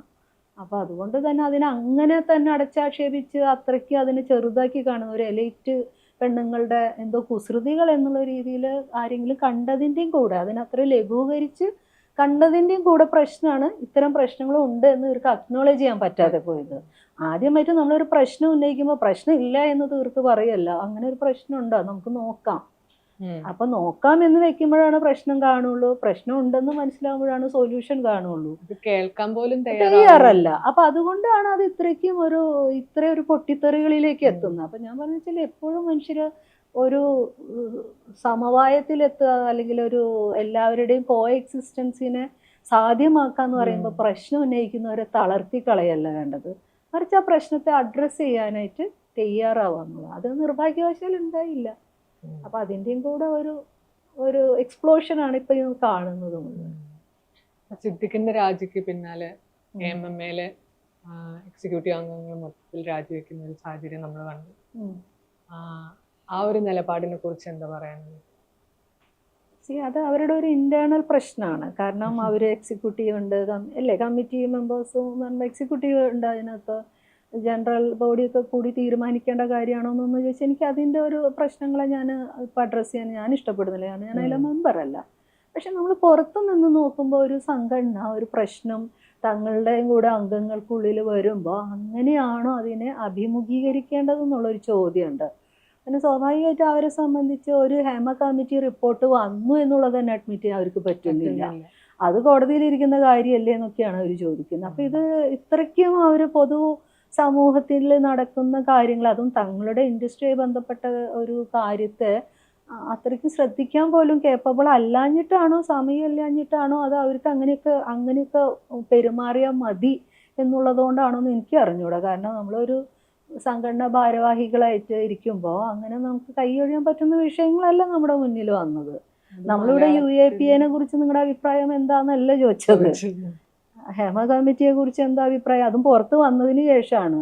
അല്ലാതെ 5 വർഷം ഗവൺമെന്റ് ഇത് പുറത്ത് വിടാതെ ഇരിക്കുന്നതിൽ നിങ്ങൾ എന്തുകൊണ്ട് പ്രതികരിക്കുന്നില്ല എന്ന് എനിക്ക് തോന്നിയിട്ടില്ല. ആരെങ്കിലും അവരോട് ചോദിച്ചിട്ടുണ്ടെന്നോ ഉണ്ടോ എനിക്കറിയില്ല. ഒരു ഹേമ കമ്മിറ്റി റിപ്പോർട്ട് ഇൻഡസ്ട്രിയെ കുറിച്ച് പഠിച്ച് വന്നിട്ട് അത് 5 വർഷം ആയിട്ട് വന്നില്ലല്ലോ, അതെന്താ നിങ്ങൾ അതിൻ്റെ കമൻറ്റ് എന്താണെന്ന് ആരെങ്കിലും ചോദിച്ചതായിട്ട് എൻ്റെ ശ്രദ്ധയിൽപ്പെട്ടിട്ടില്ല. മറിച്ച് ഇത് വന്നതിന് ശേഷം ഉണ്ടാകുന്ന ഒത്തിരി വിഷയങ്ങൾക്ക് മേലെ മറുപടി പറയേണ്ടി വരുമ്പോൾ ഒരു സംഘടന അങ്ങനെയാണോ പെരുമാറേണ്ടതെന്നുള്ളത് അവരുടെ ആളുകൾ ആലോചിക്കേണ്ട കാര്യമാണ്. എനിക്ക് തോന്നുന്നു അതിനകത്ത് ഞാൻ മറുപടി പറയുന്നതിൽ ഒരു പ്രസക്തിയില്ല. ഇന്നലെ മോഹൻലാൽ ഈ വിഷയത്തിൽ പ്രതികരിക്കാൻ നിർബന്ധിതനായിട്ടുണ്ടായിരുന്നു. അപ്പോൾ മോഹൻലാൽ പറഞ്ഞത് എവിടെയും ഒളിച്ചോടിയിട്ടൊന്നും ഉണ്ടായിരുന്നില്ല, പിന്നെ എല്ലാത്തിനും മറുപടി പറയേണ്ടത് AMMA അല്ല എന്നും പറഞ്ഞിട്ടുണ്ടായിരുന്നു. കുറച്ചും കൂടിയൊക്കെ ഒരു ഉത്തരവാദിത്ത ബോധത്തോടു കൂടി സംസാരിക്കേണ്ട ആളല്ലേ മോഹൻലാൽ? എന്താ തോന്നുന്നത്? നമുക്കതൊക്കെ ആഗ്രഹിക്കാനേ പറ്റൂ. കാരണം നമ്മൾ ഈ പറഞ്ഞ പോലെ അവരെയൊക്കെ കാണുന്നത്, അവരെ പ്ലേസ് ചെയ്തിട്ടുള്ള ഒരു സ്ഥലമുണ്ട്. കാരണം അവരിതുവരെ കൊണ്ടാടിയിട്ടുള്ള ഒരു കഥാപാത്രങ്ങളിൽ നിന്നാണ് നമ്മൾ ഈ നടനെ അല്ലെങ്കിൽ മനുഷ്യരെയൊക്കെ നമ്മൾ ഏറ്റെടുക്കുന്നത്. അപ്പം ഞാനൊരു സിനിമയ്ക്ക് പുറത്ത് നിൽക്കുമ്പോഴും ഞാനാണെങ്കിലും അവർ കൊണ്ടാടിയ കഥാപാത്രങ്ങളിലൂടെയാണല്ലോ നമ്മൾ അവർ സ്വീകരിക്കുന്നത്. അല്ലാതെ അവർ വാങ്ങുന്ന കാശ് നോക്കിയിട്ടല്ലല്ലോ. അല്ല. അപ്പം അതുകൊണ്ട് തന്നെ നമ്മൾ വിചാരിക്കുന്നത് അവരുടെ ഒരു ധാർമ്മികമായ ഉത്തരവാദിത്തം അങ്ങനെ അല്ലല്ലോ വേണ്ടത് എന്നുള്ള നമ്മളുടെ ഒരു കൺസേണോ നമ്മുടെ ഒരു ആകുലത മാത്രമാണ് ഇതിനകത്ത്. അല്ലാതെ വേറെ അദ്ദേഹം അങ്ങനെയാണോ പറയേണ്ടതെന്നും നമുക്കതൊന്നും പഠിപ്പിക്കുന്നില്ല. ആള് ഭൂമിയിൽ 40-45 വർഷമായിട്ട് സിനിമ ഇൻഡസ്ട്രിയിൽ ഉള്ള ഒരു മനുഷ്യനാണ് അദ്ദേഹം. അപ്പോൾ അദ്ദേഹം മാത്രമല്ല, അദ്ദേഹം അമ്മയുടെ പ്രസിഡന്റും കൂടിയാണ്. അപ്പോൾ അങ്ങനെയാണോ ഒരു കീഴ്വഴക്കം ഉണ്ടാകേണ്ടത് എന്നുള്ളത് എനിക്ക് തോന്നുന്നു അവരുടെ അകത്ത് തന്നെ ആ സംസാരങ്ങൾ വരേണ്ടതാണ്. അപ്പോൾ ഒരു പ്രസ് കോൺഫറൻസ് ആദ്യം കൂടുന്നു, അവർ കാര്യങ്ങൾ പറയുന്നു, പിന്നീട് ഒരു പ്രസ് കോൺഫറൻസിൽ പോലും ഇല്ലാതെയാണ് എങ്ങനെയാണെന്ന് അറിയണം. മൊത്തം ഒരു രാജ്യമാണ് പിന്നെ നമ്മൾ കേൾക്കുന്നത്. അപ്പോൾ അതൊക്കെ ആണോ ഒരു സംഘടനാ തലത്തിൽ ഒരു പ്രായോഗിക മാതൃകകളാകേണ്ടത് എന്നുള്ളത് ഇനി അവിടെ വരാൻ പോകുന്ന മനുഷ്യർ കുറേ കൂടി ഉത്തരവാദിത്വത്തോടു കൂടി അതിനെ സമീപിക്കും എന്ന് നമുക്ക് പ്രതീക്ഷിക്കാനേ പറ്റൂ. അതല്ലാതെ ആസ് എൻ ഔട്ട്സൈഡർ എനിക്ക് അവരുടെ മാതൃകകളെ ഒന്നും വിലയിരുത്താൻ എനിക്ക് താല്പര്യമില്ല സത്യം പറഞ്ഞാൽ. കാരണം ഒരു ഇത്രയും ദീർഘമായ ഒരു കാലയളവിൽ ഞാനൊരു പ്രേക്ഷകയായിരുന്ന കാലത്തും പിന്നീട് സിനിമയ്ക്ക് അകത്ത് വന്ന് സിനിമയുടെ ഒരു അംഗം എന്നുള്ള രീതിയിലൊക്കെ അവരുടെ പ്രവർത്തന മാതൃകകൾ നോക്കി കാണുമ്പോൾ നമുക്കതിനകത്ത് ഒരു ക്ലബ്ബ് ഫങ്ഷൻ ചെയ്യുന്നതിലപ്പുറത്ത് ഒരു തൊഴിൽ സംഘടനയുടെ ചില മോഡ്യൂൾസ് അതിലുണ്ടെന്നൊന്നും തോന്നിയിട്ടില്ല എനിക്കറിയില്ല. ഞാൻ പിന്നെ എൻ്റെ എന്തെങ്കിലും പ്രശ്നവുമായിട്ട് അതിനകത്ത് സമീപിച്ചിട്ടില്ല. അപ്പം അതുകൊണ്ട് തന്നെ എനിക്ക് അതിനകത്ത് ഇൻറ്റേർണൽ ക്രൈസിസ് ഒക്കെ ഇപ്പോൾ നടക്കുന്നത് അറ്റ്ലീസ്റ്റ് അവിടെ 2 വിഭാഗങ്ങളുണ്ട്. അതായത് 2 ഒപ്പീനിയൻസ് ഉണ്ടല്ലോ. കളക്റ്റീവ് ഒപ്പീനിയൻ അല്ല. ഇപ്പം എക്സിക്യൂട്ടീവ് വിടണ്ട, കംപ്ലീറ്റ്ലി പിരിച്ചു വിടുന്നതിൽ താല്പര്യമില്ലാത്തവരുണ്ടായിരുന്നു. അപ്പം അങ്ങനെ താല്പര്യക്കുറവുള്ള ആളുകളുണ്ട് എന്നുള്ളത് തന്നെ ഒരു ശുഭപ്രതീക്ഷയാണ്. കാരണം കാര്യങ്ങൾ ഇങ്ങനെയല്ല മാനേജ് ചെയ്യേണ്ടത് എന്ന് ചിന്തിക്കുന്നവർ അവർക്കകത്തുണ്ടല്ലോ. അപ്പൊ അതൊക്കെ നല്ല കാര്യമായിട്ട് എടുക്കണം നമ്മള്. പക്ഷെ അത് അങ്ങനെ ഒരു കാര്യം പറഞ്ഞത് തന്നെ കൈനീട്ടം എന്ന് പറഞ്ഞിട്ടുള്ള ഇത് മുടങ്ങും എന്നൊക്കെ ആണ് അതിന് കാരണങ്ങളായിട്ട് മുന്നോട്ട് വെച്ചിട്ടുണ്ടായിരുന്നത്. അതിൽ ഈ കൈനീട്ടം എന്നുള്ള ഇതിന് തന്നെ പ്രശ്നമില്ലേ? എന്താ തോന്നുന്നത്? എനിക്ക് ഞാൻ പറയട്ടെ, ഞാനത് എപ്പോഴും ഇവിടെ മാത്രമല്ല, സിനിമ ഇൻഡസ്ട്രിയിൽ മാത്രമല്ല, നിങ്ങൾക്ക് കുറച്ച് പേർക്ക് ചാരിറ്റി ചെയ്യാൻ പറ്റുന്നുണ്ടെങ്കിൽ തന്നെ അത് തന്നെ വലിയൊരു അനീതിയാണ്. ചാരിറ്റി എന്നത് തന്നെ ഞാൻ പണ്ടേ തന്നെ വളരെ മുമ്പേ തന്നെ ഞാനൊരു ഡെഫിനിഷൻ കൊടുത്തിട്ടുള്ളത്, അത് സാമൂഹികമായ അനീതികൾക്കും അസമത്വങ്ങൾക്കും മേലെ പൊതുപ്പിക്കുന്ന ഒരു കമ്പിളി പൊതുപ്പ് അത്. അപ്പം അതിൻ്റെ അർത്ഥം നിങ്ങളെ പനിയും മാറാൻ പോകുന്നില്ല, നിങ്ങളെ പ്രശ്നങ്ങളും മാറാൻ പോകുന്നില്ല. കാരണം ഞാനൊരു ചെറിയ എക്സാമ്പിൾ പറയാം. നമ്മളൊപ്പം 20-30 വർഷമായിട്ട് ഒരേ ഇൻഡസ്ട്രിയിൽ നിൽക്കുന്ന, കാരണം ഇവിടെ ഇന്നലെയോ മിഞ്ഞാന്നോ അല്ലെങ്കിൽ 5 സിനിമ 10 സിനിമ അഭിനയിച്ച ആളുകൾക്കല്ലല്ലോ ഇവർ ചാരിറ്റി ചെയ്യുന്നത്. വീട് വെച്ച് കൊടുക്കുകയോ ഹെൽത്ത് ഇഷ്യൂസിൽ സപ്പോർട്ട് ചെയ്യുകയോ ചെയ്യേണ്ടി വരുന്നത്. നേരെ മറിച്ച് ദീർഘകാലമായിട്ട് ഇവരുടെ ഒപ്പം വർക്ക് ചെയ്തിരുന്ന സിനിമ ഇൻഡസ്ട്രിയിൽ അവരോ കാലത്തോളം തന്നെ വന്നിട്ടുള്ള ആളുകൾക്ക് ഇവർക്ക് വീട് വെച്ച് കൊടുക്കേണ്ടുന്ന അല്ലെങ്കിൽ ട്രീറ്റ്മെൻറ്റിന് പണം കൊടുക്കേണ്ടുന്ന ഒരു അവസ്ഥ ഉണ്ടാവുകയും, അങ്ങനെയാണെങ്കിൽ ഇൻഡസ്ട്രി നല്ല രീതിയിലാണോ ഫങ്ഷൻ ചെയ്തത്? നമ്മൾ ഇത് തന്നെയാണ് പറയുന്നത്. മനുഷ്യർക്ക് അവരുടെ ജീവിതം എമിക്കബിൾ ആവണം. നിങ്ങൾ ആരെങ്കിലും ഔദാര്യത്തിൻ്റെ പുറത്ത് ജീവിക്കേണ്ട ഗതികേട് മനുഷ്യർക്ക് ഉണ്ടാക്കരുതെന്ന് തന്നെയാണ് നമ്മൾ ഈ സിസ്റ്റത്തിനോട് കാലാകാലങ്ങളായിട്ട് പറയുന്നത്, രാഷ്ട്രീയ നേതൃത്വത്തിനോട് പറയുന്നത്. കാരണം ഇതെല്ലാം നിങ്ങളുടെ പോക്കറ്റിൽ എങ്ങനെയാണെങ്കിലും അഡീഷണൽ ആയിട്ട് പണം എത്തുന്നത് നിങ്ങളെ മാത്രം എടുക്കൊണ്ടല്ല, മനുഷ്യരുടെ അധ്വാനം ചൂഷണം ചെയ്തിട്ട് തന്നെയാണ്. ആരെങ്കിലും പണം ഉണ്ടാക്കുന്നുണ്ടെങ്കിൽ അതിന് വേറെ തിയറി ഇന്ന് വരെ വേറെ വന്നിട്ടില്ല. അതായത് നിങ്ങൾക്കും നമുക്കും ഒക്കെ ആർക്കെങ്കിലുമൊക്കെ അർഹതപ്പെട്ട പണങ്ങളെ ഒരുത്തിലേക്ക് കുന്നുകൂടുന്നത് തന്നെയാണ് ലാഭം. അതിന് വേറെ തിയറി വന്നോന്ന് എനിക്ക് അറിയില്ല ഇനി, അതെൻ്റെ പരിമിതി. അപ്പം ഞാൻ എൻ്റെ ഈ മനസ്സിലാക്കലുകളിൽ നിങ്ങൾക്ക് കെടുക്കാനുള്ള വീടല്ല, ഈ ഒരു ജില്ലയിൽ തന്നെ ഓരോരോ വീട് വെച്ചുണ്ടാക്കുന്നു, അന്താരാഷ്ട്ര തലത്തിൽ വീടുണ്ട്. ദാറ്റ്സ് ഗുഡ്, ഓക്കെ, നല്ലതാണ്. നിങ്ങൾ ഒരാളുള്ളെങ്കിൽ നിങ്ങൾക്ക് 20 വീട്ടിൽ എപ്പോൾ വേണമെങ്കിലും പോയി കിടക്കാവുന്ന അത്ര. അപ്പം ഇത്രയ്ക്ക് സംവിധാനങ്ങൾ ഉണ്ടാവുമ്പോൾ, അല്ലെങ്കിൽ ഒരാൾക്ക് എത്രയോ കാറുകൾ ഉണ്ടാവുന്നു, നിങ്ങളൊരു സിനിമ കഴിയുമ്പോഴേക്കും നിങ്ങൾക്ക് ഓടിയും ബെൻസും മിനി കൂപ്പറൊക്കെ വാങ്ങാൻ കഴിയുന്ന രീതിയിലേക്ക്, അല്ലെങ്കിൽ അപ്പോൾ ഇറങ്ങുന്ന നല്ല നല്ല ബ്രാൻഡുകളിലെ ഉടമസ്ഥരാവാൻ കഴിയുന്ന ശേഷിയിലേക്ക് നിങ്ങൾ എത്തുമ്പോൾ നിങ്ങളൊപ്പം വർക്ക് ചെയ്ത അസംഖ്യം പേർക്ക് നിത്യനിദാനം കഴിഞ്ഞു പോകാൻ നിങ്ങളെ കൈനീട്ടം കൊടുക്കണം എന്ന് പറയുന്നതോടെ തന്നെ നിങ്ങൾ അപഹാസ്യരായി നിങ്ങൾ മനസ്സിലാക്കണം. ഞാൻ പറഞ്ഞു വെച്ചാൽ ഞാനിത് സിനിമക്കാരോട് മാത്രം പറയുന്നതല്ല. അതിപ്പോൾ ഈ CRF എന്ന് പറഞ്ഞ ഉണ്ടല്ലോ, ഈ കോർപ്പറേറ്റിൻ്റെ ഒരു ഔദാര്യമാണല്ലോ ഗവൺമെൻറ്റിലേക്ക് കൊടുക്കണമെന്ന്. ഈ കോർപ്പറേറ്റൊക്കെ എങ്ങനെയാണ് ഈ കാശ് ഉണ്ടാക്കണത്? ഈ കോർപ്പറേറ്റിന് ഇത്രയധികം കാശുണ്ടാക്കാനുള്ള എല്ലാ ഫെസിലിറ്റിയും ചെയ്തു കൊടുത്തിട്ട് വലിയ സംഗതിയാണ് പറയുന്നത്, അവർ നമുക്ക് ഇങ്ങനെ ഒരു ഫണ്ട് തരുന്നുണ്ടെന്നും. എത്രയോ മനുഷ്യന്മാരുടെ ജീവിതവും ആവാസ വ്യവസ്ഥയും തകർത്തിട്ടാണ് ഇവരൊക്കെ കാശുണ്ടാക്കുന്നത്. ഞാൻ പറഞ്ഞത് കോർപ്പറേറ്റ് സെക്ഷനിൽ വരുമ്പോൾ ഇതിൻ്റെയൊക്കെ മിനിയേച്ചർ രൂപങ്ങളാണ് ഇതൊക്കെ. അപ്പോൾ അതുകൊണ്ട് തന്നെ എനിക്ക് ഈ ചാരിറ്റി പ്രവർത്തനം എന്ന് കേൾക്കുമ്പോൾ എനിക്ക് ശരിക്കും ഭ്രാന്ത് വരും.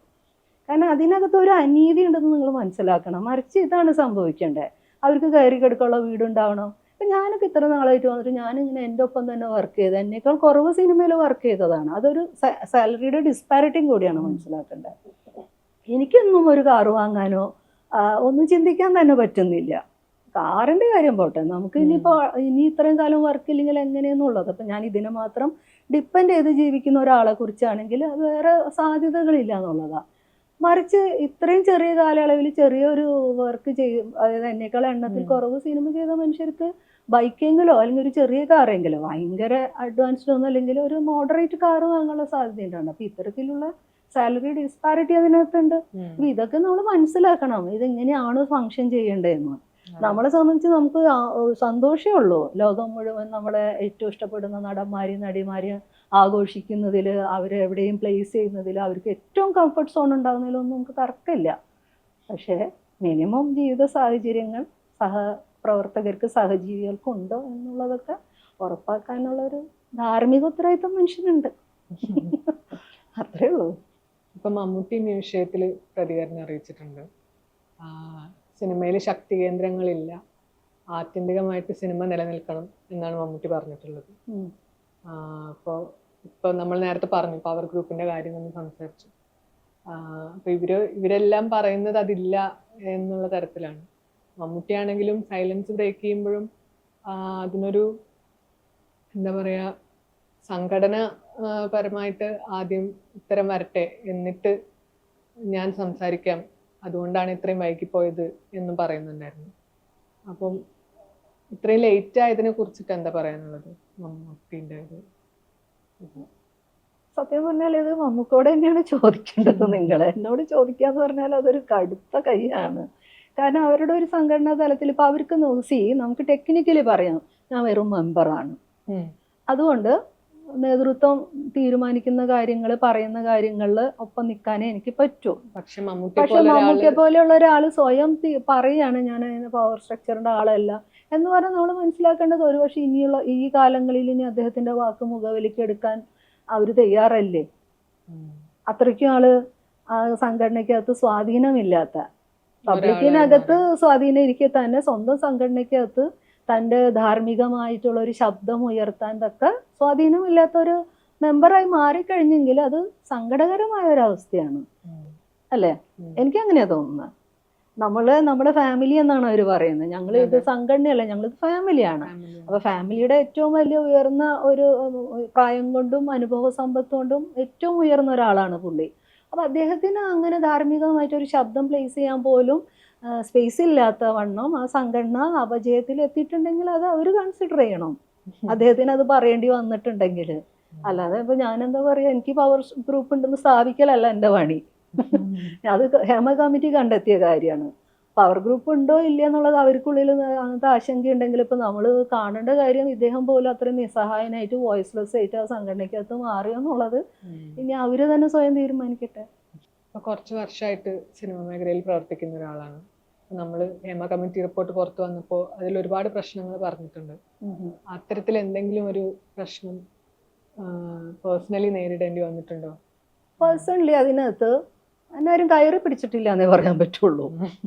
പക്ഷെ ഞാൻ പറഞ്ഞു വെച്ചാൽ ജീവിക്കുമ്പോൾ ഒരു സ്ത്രീയായിട്ട് ജീവിക്കുമ്പോൾ നമ്മൾ ഈ സെക്സ് ജോക്സും ഹറാസ്മെൻറ്റ്, നോട്ടം കൊണ്ടോ വാക്കുകൊണ്ടോ ഹറാസ്മെൻറ്റ്, ഇല്ലെങ്കിൽ ഒരു ബസ്സിൽ കയറിയപ്പോൾ ഒരു ഞോണ്ടലോ ഒന്നും അനുഭവിക്കാത്ത സ്ത്രീകളൊക്കെ പൊതുവെ കുറവായിരിക്കും. സാധാരണ ജീവിത പരിസരങ്ങളിൽ നിന്നും വരുന്ന സ്ത്രീകൾക്ക് അത്തരം കാര്യങ്ങളൊക്കെ കുറവായിരിക്കും. അപ്പോൾ അതൊരു സമൂഹം എന്നുള്ള രീതിയിൽ സ്ത്രീകളെ പ്ലേസ് ചെയ്യുന്നത് എവിടെയെന്നുള്ളതാണ്. ഒരു സെക്കൻഡറി ജെൻഡറായിട്ട് കാണുകയും ഇനി രാഷ്ട്രീയമായ അധികാരത്തിലോ പോളിസി മേക്കിങ്ങിലോ ഒന്നും ഒരു കണക്കിന് അടുപ്പിക്കില്ല എന്ന് രാഷ്ട്രീയ നേതൃത്വങ്ങൾ തന്നെ തീരുമാനിച്ചു വെച്ചിരിക്കുന്ന ഒരു ലോകത്ത് നമുക്കിതൊന്നും അനുഭവിക്കേണ്ടി വന്നില്ല എന്നുള്ളൊരു ഭംഗിവാക്കൊന്നും പറയാൻ ഞാൻ ആളല്ല. എന്നോടും ഇതുമാതിരി അഡ്ജസ്റ്റ് ചെയ്യാൻ പറ്റുമോ എന്ന് ചോദിച്ചിട്ടുണ്ട്.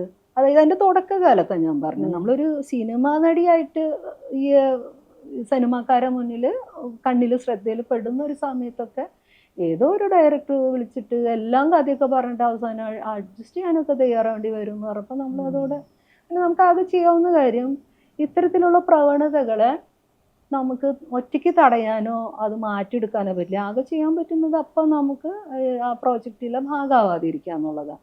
പക്ഷെ ഇതൊക്കെ എത്ര പേർക്ക് സാധ്യമാവും? അതൊരു ജീവിത മാർഗമായി കണ്ടിട്ടുള്ള ഒരാൾക്ക് അതാണോ വേണ്ടതെന്നാണ് നമ്മുടെ ചോദ്യം. നിങ്ങൾ അവരെ ജോലി ചെയ്യാൻ വരുന്ന സ്ത്രീകൾ ആണെങ്കിലും മനുഷ്യരാണെങ്കിലും അവരെ സമാധാനപൂർവ്വം ജോലി ചെയ്യാൻ അനുവദിക്കും. നേരെ മറിച്ച് ആ ഒരു സ്പേസിനകത്ത് ജൈവികമായി രൂപപ്പെടുന്ന പ്രണയമോ സെക്സോ അതല്ലാതെ അവരെ അനുവദിക്കുക. അത് അവരുടെ പേഴ്സണൽ സ്പേസിൽ സംഭവിക്കുന്നതാണ്. അതല്ലാണ്ട് ഇവിടെ ഇവർ പറയുന്ന ഉഭയകക്ഷി സമ്മതപ്രകാരം അല്ലേ എന്ന് പറഞ്ഞാൽ അങ്ങനെ ഒരു സംഗതി ഇല്ല. ഉഭയകക്ഷി സമ്മതപ്രകാരം എന്ന് പറഞ്ഞാൽ നിങ്ങൾക്ക് അതിനുള്ള റാപ്പോ ബിൽഡപ്പ് ചെയ്യണം, കോഡ്ഷിപ്പ് ബിൽഡപ്പ് ചെയ്യണം, നിങ്ങൾക്കുള്ളിൽ അതിനു മാത്രമുള്ള ആഗ്രഹവും അതായത് നമ്മളെ ചിന്തയും ഇമോഷൻസും കൈമാറ്റം ചെയ്യപ്പെടുന്ന ഒരു സ്പേസിലാണ് ഇതൊക്കെ സാധ്യമാവുക. അവിടെയാണ് അത് സാധ്യമാവേണ്ടതും. അതല്ലാതെ ഒരു ജോലിയിൽ വന്നു ഇവർ വളരെ ബാക്ക്ഗ്രൗണ്ട് എന്ന് പറയുമ്പോൾ ഇവർക്ക് ഈ സിനിമ ഇല്ലാതെ പറ്റില്ല എന്ന് മനസ്സിലാക്കുന്നിടത്ത് ഇവരെ പ്രഷറൈസ് ചെയ്തിട്ട് എന്തിനും തയ്യാറാക്കുകയും എന്നിട്ട് പറയാം അവർക്കൊന്നും വിരോധമില്ല എന്ന് പറയുന്നതൊക്കെ ശരിക്കും പറഞ്ഞാലുണ്ടല്ലോ ഈ സിസ്റ്റം അവരെ നല്ല രീതിയിൽ പണിഷ് ചെയ്യാനുള്ള ആളില്ല എന്നുള്ള ഉറപ്പാണ്. കാരണം എന്താ, രാഷ്ട്രീയക്കാരുടെ ഉള്ളിലെ കളിയും ഇതൊക്കെ തന്നെയാണ്. ഈ ഒരു അവിശുദ്ധമായ ഒരു കൂട്ടുകെട്ടുണ്ട് ഈ അധികാരത്തിൻ്റെയും പണത്തിൻ്റെയും. അതിൻ്റെ ഈ ധാർഷ്ട്യം എങ്ങനെയും പ്രയോഗിക്കാൻ പറ്റും. അതിനിപ്പോൾ നമ്മൾ തോക്കുമ്പോൾ നിർത്തിയിട്ട് വേണ്ട, കത്തിയെടുത്തിട്ട് കാണിച്ചിട്ട് വേണ്ട, നമ്മളെ നിസ്സഹായതേനെ തന്നെ മുൻനിലയിൽ നിർത്തിയിട്ട് ഇതൊക്കെ ചെയ്യിക്കാന്നുള്ളതാണ്. ഈ ധാർഷ്ട്യമാണ് നമ്മൾ ഈ ചൂണ്ടിക്കാണിക്കുന്നത്. അങ്ങനെ ആയിക്കൂടാ. മറിച്ച് വരുന്നതിനൊന്നും നമ്മളിവിടെ ഒന്നും പറയുന്നില്ല. പക്ഷേ ഇതില്ല എന്ന് പറയുന്നിടത്ത് തന്നെ നമുക്ക് ഈ പ്രശ്നം ഉന്നയിക്കാൻ പറ്റുന്നില്ല. ഇതെല്ലാം നമ്മുടെ കുഴപ്പം കൊണ്ടാണ്. സ്ത്രീകൾ ഇതിന് തയ്യാറായിട്ട് വരികയാണെന്ന് പറഞ്ഞാൽ എങ്ങനെയാ അങ്ങനെ ഒരു സ്ത്രീ വരിക? എന്തൊരു ആത്മഹത്യാപരമായ ഒരു അവസ്ഥയാണ്. അവർ അഥവാ അങ്ങനെ വന്നിട്ടുണ്ടെങ്കിൽ അത് എത്രമാത്രം നിർദ്ദയമായ ഒരു അവസ്ഥയാണ് അവരുടേത്. അതിനെല്ലാം നമ്മൾ അഡ്രസ്സ് ചെയ്യേണ്ടത്. അല്ലാണ്ട് ഇവരെല്ലാ തോന്നിയാസത്തിന് നിൽക്കുമെന്ന് ഇവർ തീരുമാനിക്കുകയാണ്. നിങ്ങൾ വന്നു കഴിഞ്ഞാൽ ഞങ്ങളെ തോന്നിയാസത്തിന് നിൽക്കണമെന്നും. അതാണ് സത്യത്തിലുണ്ടാകുന്നത്. അല്ലാതെ അപ്പൊ ഒരു അപ്പൊ നമ്മൾ പറയുന്നത് അങ്ങനെയല്ല. ജോലി എന്ന് പറയുന്നത് എല്ലാവർക്കും അവർക്ക് ഇഷ്ടമുള്ളത്. ഇപ്പൊ ഒരു കാര്യമുണ്ട്, ഈ സിനിമ എന്ന് പറയുന്നത് ഒരു എലൈറ്റ് ഗ്രൂപ്പിന്റെ ആയി കഴിഞ്ഞു. കാരണം അത് അത്രയ്ക്കും ഒരു അപ്പർ ക്ലാസ് സൊസൈറ്റിയുടെ തന്നെ ഒന്ന് മിഡിൽ ക്ലാസ്സിന് മാത്രം എഫോർഡബിൾ ആവുന്ന വിധത്തിലായി കഴിഞ്ഞു. അപ്പോൾ ഒരു എലൈറ്റ് ക്ലാസ്സിൻ്റെ ഒരു കലാരൂപമായിട്ടും കൂടെ ഇത് മാറുന്നുണ്ട്. കാരണം എലൈറ്റ് ക്ലാസ്സിനെയും മിഡിൽ ക്ലാസ് ക്ലാസ്സിനെയും മതി ഇവർക്ക് മാർക്കറ്റിന്. അവരെ ഈ പണം കൈകാര്യം ചെയ്യുന്നവരെയൊക്കെ ആണല്ലോ ഇവർക്ക് വേണ്ടത്. അപ്പോൾ എന്താണെന്ന് വെച്ചാൽ അതുകൊണ്ട് തന്നെ ജീവിതത്തിൻ്റെ ഏറ്റവും താഴേക്കിടയിൽ വരുന്ന മനുഷ്യർക്ക് ഈ ആഗ്രഹങ്ങളെ പാടില്ല എന്നുള്ള അവസ്ഥയായി. അവർക്ക് സിനിമാക്കാരാവാൻ പറ്റില്ല, അവർക്ക് ക്യാമറ ചെയ്യാൻ ആഗ്രഹിച്ചുകൂടാ, അവർക്ക് അഭിനയിക്കുന്നതിനെ കുറിച്ച് ആലോചിച്ചുകൂടാ. അതിൽ തന്നെ ജാതിയുടെ പ്രശ്നങ്ങളുണ്ട്, തൊലിയുടെ വെളുപ്പിൻ്റെ പ്രശ്നങ്ങളൊക്കെ ഉണ്ടെന്ന്. ജാതിയും തൊലി നിറവും ഈ തരത്തിലുള്ള എല്ലാതരം എലിറ്റീസും ഒക്കെ നിലനിൽക്കുന്ന ഒരിടമാണ്. അപ്പോൾ അവിടെ തന്നെ നമ്മളൊരു സ്പേസിന് ഉണ്ടാക്കിയെടുക്കാന്ന് പറഞ്ഞാൽ ആ സ്ട്രാറ്റയിൽ നിന്ന് വരുന്ന ആളുകൾക്ക് നല്ല പാട് തന്നെയാണ്. അതിൽ പെണ്ണുങ്ങളാവുമ്പോൾ ഇതും കൂടെ ഈ ഫേവറും കൂടെ നിരന്തരം ആവശ്യപ്പെടും. അതൊക്കെ നമ്മൾ അഡ്രസ്സ് ചെയ്തേ പറ്റുമോ? ഒരു സമൂഹം എന്നുള്ള രീതിയിൽ ഈ കളികളൊന്നും അധികം മുന്നോട്ട് പോകുന്നത് ആർക്കും ഗുണമല്ല. ഇൻഡസ്ട്രിക്ക് മാത്രമല്ല, ആസ് എ സൊസൈറ്റി അത് ഗുണമല്ല. സിനിമയിൽ തന്നെ ഈ പ്രശ്നങ്ങൾ നമ്മൾ കണ്ടു തുടങ്ങിയപ്പോൾ നിരന്തരമായിട്ട് വരുന്ന ചോദ്യങ്ങൾ എന്താണെന്ന് വെച്ചാൽ ഈ വെളിപ്പെടുത്തലുകൾ വരുമ്പോൾ എന്തുകൊണ്ട് നേരത്തെ പറഞ്ഞില്ല എന്നുള്ളൊരു ചോദ്യം, എന്തുകൊണ്ട് അപ്പോൾ കൂവിയില്ല എന്നൊക്കെയുള്ള ചോദ്യങ്ങൾ വരുന്നുണ്ട്. അതുപോലെ തന്നെ ഇപ്പൊ സിനിമയിൽ ഇങ്ങനെ അഡ്ജസ്റ്റ് ചെയ്യണമെന്ന് പറയുകയാണെന്നുണ്ടെങ്കിൽ സിനിമാ മേഖല വിട്ടുപോയിക്കൂടെ എന്ന് ചോദിക്കുന്നവരും ഉണ്ട്. ഇവരോടൊക്കെ എന്താ പറയാനുള്ളത്? ഇവരോട് നമുക്ക് പറയാനുള്ളത് ഞങ്ങൾക്ക് സൗകര്യമില്ല. കാരണം ഞങ്ങൾക്ക് എന്താന്ന് വെച്ചാല് ഞങ്ങൾക്ക് ഇഷ്ടമുള്ള ജോലി ചെയ്യണം, അത് ഞങ്ങളെ അഭിമാനം വ്രണപ്പെടാതെ ചെയ്യണം. അതല്ലാതെ നമ്മൾ ഇതിന് ഇനി ആൻസർ ചെയ്യേണ്ട കാര്യം തന്നെയില്ല. കാരണം എന്ന് വെച്ചാൽ ഞാൻ നേരത്തെ പറഞ്ഞു പവർ സ്ട്രക്ചർ ഇല്ല എന്ന് പറയുമ്പോൾ ഞാൻ ചോദിക്കട്ടെ, ഇതൊന്നെന്ന് പറഞ്ഞാൽ ഞാൻ പല ഇൻ്റർവ്യൂവിലും പറഞ്ഞു കഴിഞ്ഞതാണ്. ഒന്നൊന്നും മനസ്സിലാക്കേണ്ടത്, ഇത് നമ്മൾ ഒരു മുതലാളിയുടെ കീഴിൽ സെയിം തൊഴിലാളിയുടെ ഒപ്പമല്ല വർക്ക് ചെയ്യുന്നത്. ചെയ്യുന്നത്. ഈ സെറ്റ് മാറുന്നതിന് ഓരോ സിനിമയ്ക്കകത്ത് വേറെ വേറെ വേറെ മുതലാളിയും വേറെ വേറെ ക്രൂ മെമ്പേഴ്സാണ്. അപ്പം ഇതിനകത്ത് ഒരു വോയിസ് ഇല്ലാത്ത മനുഷ്യർ ആദ്യം ഒരു തൊഴിൽ, എന്തെങ്കിലും വരുമാനം, നിത്യവരുമാനം എന്ന് ആഗ്രഹിച്ച് വരുന്നവരാണ്. അപ്പം ഇതിനകത്ത് അൺസ്കിൽഡ് ആയിട്ടുള്ളവർക്കും വരാമെന്നുള്ളതാണ് ഇതിൻ്റെ ഒരു പോസിറ്റീവ് സൈഡ്. വേണമല്ലോ, നമ്മൾ ആയിരക്കണക്കിന് ക്രൗഡിനെ ക്രിയേറ്റ് ചെയ്യുമ്പോൾ മനുഷ്യൻ വേണ്ടേ അവിടെ? അപ്പം ഈ മനുഷ്യരെയൊക്കെ വേണം ഇവർക്ക്. അപ്പം ഈ മനുഷ്യർ അവിടെ വേണം എന്നുള്ളത് സിനിമയുടെയും കൂടി ആവശ്യമായിരിക്കുമ്പോൾ അവരെ അഭിമാനം വ്രണപ്പെടാതെ അവരെ തൊഴിലിന് മാന്യമായ വേതനം കൊടുക്കണം. നമ്മൾ ബഡ്ജറ്റ് ചെയ്യുമ്പോൾ ഇവർക്കും കൂടെ ഒരു പൈസ ഇട്ടിട്ടുണ്ടാവുമല്ലോ. നമ്മൾ 10 കോടിയോ 20 കോടിയോ വാട്ട് എവർ ദ കോടീസ്, നിങ്ങളവിടെ ഇവരെയും കൂടെ 100 ജൂനിയർ ആർട്ടിസ്റ്റ് എന്ന് പറയുമ്പോൾ ഇവർക്കുള്ള ഫണ്ടും കൂടെ അവിടെ ഇട്ടിട്ടുണ്ടാവുമല്ലോ. അപ്പം ഈ മിഡിൽ മാൻ ഇത് തിന്ന് തീർക്കുകയാണ്, അവർക്കെല്ലാം കിട്ടുന്നത്. അതിനകത്ത് ഈ എക്സ്പ്ലോയിറ്റേഷനും കൂടി ഉണ്ട്. അപ്പം ഞാൻ പറഞ്ഞാൽ ഇത് നമുക്കിനി ആൻസർ ചെയ്യാൻ തയ്യാറല്ല. സിനിമയ്ക്ക് ഇവരൊക്കെ വേണം. 1 കോടി ഇൻവെസ്റ്റ് ചെയ്യുന്ന ഒരു പ്രൊഡ്യൂസറും കോടി വാങ്ങുന്ന ഒരു നടനോ നടിയോ വെച്ചിട്ട് സിനിമ ഉണ്ടാവുന്നില്ല. 100 കണക്കിന് തൊഴിലാളികളുടെ കണ്ണീരും ശാപവും ഒക്കെ തന്നെയാണിത്. നമ്മൾ അതിനെയാണ് അഡ്രസ്സ് ചെയ്യേണ്ടത്. അപ്പോൾ നിങ്ങൾക്കൊന്ന് പാത്രം കഴുകാൻ പോകുമ്പോൾ സൗകര്യമില്ല, ഞങ്ങൾക്ക് ഇഷ്ടം അഭിനയിക്കാനാ, അത് ചെയ്യാൻ പറ്റണം. പാത്രം കഴുകൽ മാത്രം നമ്മുടെ പണിയാണോ? ആ ചോദ്യം നമ്മൾ അതന്നെ അനീതിയല്ലേ? അതായത് നമ്മൾ ഇപ്പോഴും പാത്രം കഴുകേണ്ടവരാണ്, മുറ്റടിക്കേണ്ടവരാണ്. ഇല്ല, ഞങ്ങൾക്ക് അതും ചെയ്യാൻ സൗകര്യമില്ല, ഞങ്ങൾ ഇതാണ്, ഞങ്ങൾക്ക് ഇഷ്ടം അഭിനയിക്കാനാ, അല്ലെ ഞങ്ങൾക്ക് ക്യാമറ ചെയ്യാനാ, ഞങ്ങൾക്ക് ആർട്ട് ചെയ്യാനാ, എന്താ അതൊക്കെ വന്നൂടെ? ഇതിന് പഠിപ്പിക്കാൻ അക്കാഡമികൾ ഇഷ്ടം പോലെ കൂണ് പോലെയാണ് സിനിമ സ്കൂളുകൾ ഇന്ന് മുളച്ചു വരുന്നത്. അപ്പൊ ഈ പഠിച്ചിറങ്ങുന്ന ഈ ആണും പെണ്ണൊക്കെ ഇനി എവിടേക്ക് പോകണം? പാത്രം കഴുകാൻ പോകണം? വ്യവസ്ഥയുള്ള ഒരു ഇടം ഉണ്ടാക്കുക എന്നുള്ളതല്ലേ നമ്മൾ ചിന്തിക്കേണ്ടത്. പകരം പ്രശ്നം ഉന്നയിക്കുന്നവരെ മുഴുവൻ ഇങ്ങനെ കൂവി ആർത്ത് എന്നാൽ പിന്നെ നിങ്ങൾ മോശക്കാരികളായതുകൊണ്ട് ഇനി നിങ്ങൾക്ക് ഇത്ര വാശിയെന്ന് പറയണെങ്കിൽ അതെ, ഞങ്ങൾ മോശക്കാരികളാണ്, ഞങ്ങൾ ഇനി കുറച്ച് പേര് മോശക്കാരികളായിട്ട് ജീവിക്കാൻ തീരുമാനിച്ചെന്ന ഒരു നിലപാട് എടുക്കുക. അല്ലാണ്ട് നമുക്ക് ഈ പോകുന്ന ആളുകളെ ലക്ഷ്യം ചെയ്യുന്ന ആളുകളോടൊന്നും മറുപടിയില്ല. നമുക്ക് ഇനി അവരുടെ നെറേറ്റീവ്സേ കേൾക്കാമല്ല. ഒന്ന് മനസ്സിലാക്കേണ്ടത് വീടിനകത്ത് തന്നെ നമ്മളിത് ഒരുപാട് വട്ടം പറഞ്ഞു, ഒരു സ്ത്രീ തൻ്റെ മേലെ നീളുന്ന ഒരു പ്രശ്നത്തെ അഡ്രസ്സ് ചെയ്യാൻ 10 വട്ടമല്ല 100 വട്ടം ആലോചിക്കും. കാരണം നമുക്കൊരു നീതി കിട്ടുന്നതോ നമ്മളൊപ്പം നിൽക്കുന്നതായിട്ടുള്ളൊരു സമൂഹമല്ല. ഈവൻ ഭർത്തൃ വീട്ടിൽ പീഡനങ്ങൾ ഉണ്ടായാൽ പോലും അത് പറയാൻ മടിക്കുന്ന പെൺകുഞ്ഞുങ്ങളാണ്. അവർ ആത്മഹത്യയിലേക്ക് എത്തുമ്പോഴാണ് അയ്യോ പറയായിരുന്നില്ലെന്ന്. കെട്ടിച്ചു കഴിഞ്ഞാൽ സ്വന്തം വീട് തന്നെ ഇല്ലാതാവുന്ന പെൺകുട്ടികളാണ് നമ്മളൊക്കെ. അപ്പോൾ ഇവരെന്താണ് പ്രശ്നം പറയേണ്ടത്? നമുക്ക് ഇഷ്ടമുള്ള ഒരു ജോലിക്ക് പോകുമ്പോൾ ഉണ്ടാകുന്ന പ്രശ്നം പറഞ്ഞാൽ നമുക്ക് റെഡ് കാർപ്പറ്റ് വിരിച്ചിട്ട് കൂടെ കയറ്റും. എല്ലാം ഇത് ചോദിക്കുന്നതിൻ്റെ ഒരു ഇൻസെൻസിറ്റിവിറ്റി ഇല്ലേ? അപ്പോൾ ഇതുകൊണ്ട് അതാ പറഞ്ഞത്, ഒരു ജെൻഡർ സെൻസിറ്റിവിറ്റി ഇല്ലാത്ത ഒരു ലോകത്ത് നമ്മൾ ഈ പ്രശ്നങ്ങൾ പറയുന്നത് തന്നെ അപഹാസ്യരായി മാറുന്ന ഒരു ലോകത്ത് ഇരുന്നിട്ടാണ് ഇവർ നമ്മളോട് ഈ ചോദ്യം ചോദിക്കുന്നത്. നമ്മൾ ആ ചോദ്യം എടുക്കാൻ തയ്യാറല്ല, അത്രേ ഉള്ളൂ. ഇനി അത് എടുക്കാൻ തയ്യാറല്ല.